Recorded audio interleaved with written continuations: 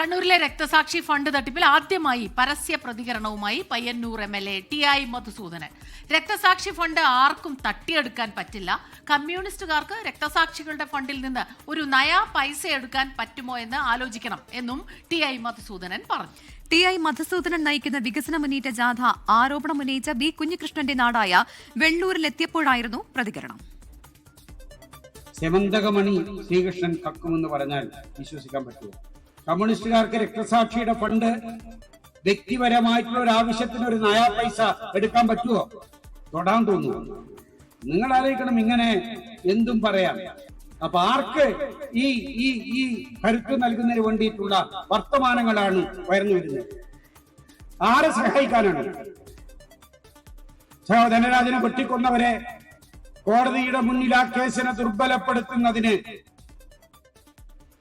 അതിനിടെ V കുഞ്ഞികൃഷ്ണനെ അനുകൂലിച്ചുള്ള പ്രകടനത്തിൽ പങ്കെടുത്തയാളുടെ bike കത്തിച്ച സംഭവത്തിൽ ബൈക്ക് വാങ്ങി നൽകാൻ 10 രൂപ ചലഞ്ചുമായി ജാഗ്രത പയ്യന്നൂർ.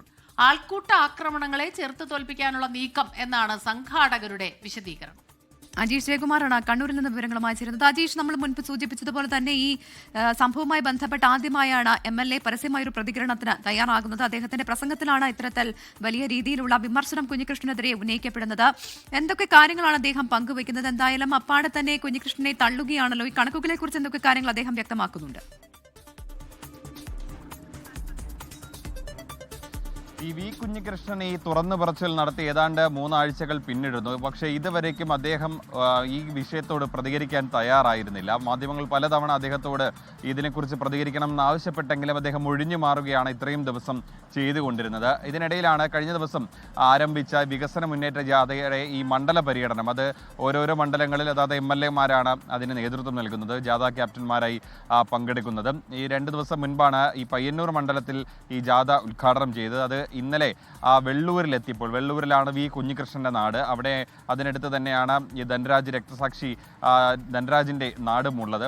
അപ്പോൾ ഇവിടെ എത്തിയപ്പോൾ ഇവിടുത്തെ പൊതുയോഗത്തിലാണ് അദ്ദേഹം ഈ വിഷയത്തെക്കുറിച്ചിട്ട്, ഈ പയ്യന്നൂർ രക്തസാക്ഷി ഫണ്ട് ക്രമക്കേട് ഉൾപ്പെടെയുള്ള V കുഞ്ഞികൃഷ്ണന്റെ ആരോപണത്തെക്കുറിച്ച് അദ്ദേഹം TI മധുസൂദനെതിരെയായിരുന്നു കൂടുതൽ ആരോപണങ്ങൾ ഈ V കുഞ്ഞികൃഷ്ണൻ ഉന്നയിച്ചത്. ഇതിൽ ഒരു മറുപടി നൽകിയിട്ടുള്ളത്, ഈ രക്തസാക്ഷി ഫണ്ട് അത് ആർക്കും കക്കാനാകില്ല, ആർക്കും മോഷ്ടിക്കാനാകില്ല. അത് ശ്രീകൃഷ്ണന്റെ സെമന്തകമണിയെക്കുറിച്ച് ഉപമിച്ചാണ് അദ്ദേഹം ആ ഒരു പരാമർശം നടത്തുന്നത്. CPM ഒരു ഒറ്റയാൻ പാർട്ടിയല്ല, ഏതെങ്കിലും ഒരാളുടെ നിയന്ത്രണത്തിൽ തുള്ളിക്കളിക്കുന്ന ഒരു പാർട്ടിയല്ല തുടങ്ങിയ കാര്യങ്ങളാണ് അദ്ദേഹം പറയുന്നത്. മാത്രമല്ല, കമ്മ്യൂണിസ്റ്റുകാർക്ക് രക്തസാക്ഷികളുടെ ഫണ്ടിൽ നിന്ന് ഒരു നയാ പൈസ എടുക്കാൻ പറ്റുമോ എന്നും ആലോചിക്കണമെന്നും TI മധുസൂദനൻ പറയുന്നുണ്ട്.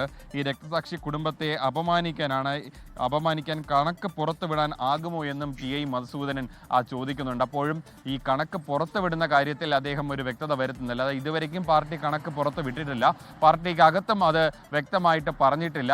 ഇത് കണക്ക് പുറത്തുവിട്ടാൽ അത് രക്തസാക്ഷി കുടുംബത്തെ അപമാനിക്കുന്നതിന് തുല്യമാകും എന്നുള്ളൊരു വിലയിരുത്തലാണ് TI മധുസൂദനൻ ഈ പൊതുയോഗത്തിൽ നടത്തുന്നത്. വിചിത്രമായൊരു വിലയിരുത്തലാണ്. കാരണം ഈ രക്തസാക്ഷി കുടുംബത്തിന് വേണ്ടി പിരിച്ച പണം അത് കൃത്യമായിട്ട് അതിന് വേണ്ടിയിട്ടാണോ ചിലവഴിച്ചത് എന്നുള്ളതായിരുന്നു V കുഞ്ഞികൃഷ്ണൻ പ്രധാനമായി ഉന്നയിച്ച ചോദ്യം. അതിന് കണക്ക് പുറത്ത് വിടണമെന്നാവശ്യപ്പെടുമ്പോൾ അത് കുടുംബത്തെ വേദനിപ്പിക്കും എന്ന് പറഞ്ഞു വൈകാരികമായി വഴിതിരിച്ച് വിടുകയാണ് TI മധുസൂദനൻ ഈ പൊതുയോഗത്തിലും നടത്തുന്നത്. എന്തായാലും കഴിഞ്ഞ ദിവസം ജാഗ്രത പയ്യന്നൂർ, അത് V കുഞ്ഞികൃഷ്ണനെ അനുകൂലിക്കുന്ന ഒരു കൂട്ടായ്മയാണ്. അത് രജിസ്റ്റേർഡ് കൂട്ടായ്മയൊന്നുമല്ല. ആ കൂട്ടായ്മയുടെ നേതൃത്വത്തിൽ ഈ കുഞ്ഞികൃഷ്ണനെ അനുകൂലിച്ച് പ്രകടനം നടത്തിയ പ്രസന്നന്റെ വാഹനം കത്തിച്ച്, അത് സാമൂഹ്യ വിരുദ്ധരാണ് കത്തിച്ചത് എന്നാണ് പറയുന്നത്. പക്ഷേ പിന്നിൽ CPM പ്രവർത്തകരെന്ന് അവർ ചിലർ ആരോപിക്കുകയും ചെയ്തിരുന്നു. അവർക്ക് ആ വാഹനം വാങ്ങാൻ 10 രൂപ ചലഞ്ചും ഈ സംഘടന ഇപ്പോൾ തുടങ്ങിയിട്ടുണ്ട്. ലോകത്തെവിടെയായാലും ഏത് സമയത്തും 24 വാർത്തകളും ഓഗ്മെന്റഡ് റിയാലിറ്റി പാക്കേജുകളും എക്സ്പ്ലെയിനറുകളും വിശദമായി കാണാൻ ഞങ്ങളുടെ YouTube ചാനൽ നിങ്ങൾക്ക് സബ്സ്ക്രൈബ് ചെയ്യാം.